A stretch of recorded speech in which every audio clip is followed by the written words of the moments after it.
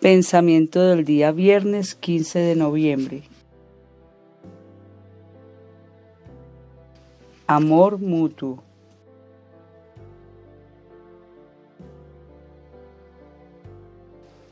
En estas palabras aparentemente tan sencillas se trasluce, antes que nada, la idea de que en el amor mutuo se resume toda la vida cristiana. Al mismo tiempo, se descubre en ellas que el amor mutuo es el medio más eficaz para sostener, robustecer, tonificar el alma contra las persecuciones y contra todas las dificultades externas e internas que la amenazan. Por otra parte, no es difícil descubrir el motivo.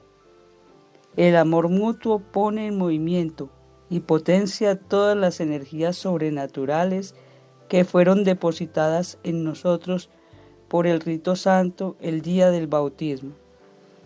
La fe impulsándonos a ver siempre a Jesús en el hermano, la esperanza ayudándonos a volver a empezar desde el principio después de cada falta, y luego todos los aspectos del amor al prójimo, la humildad, la mansedumbre, la paciencia, la misericordia, la pureza, la pobreza, etc.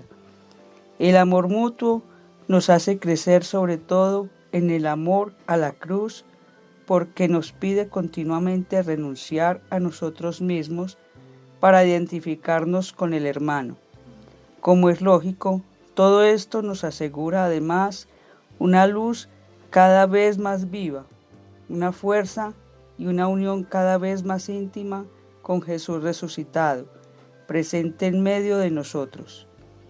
Chiara Lubich, fragmentos del comentario a la palabra de vida de agosto de 1988.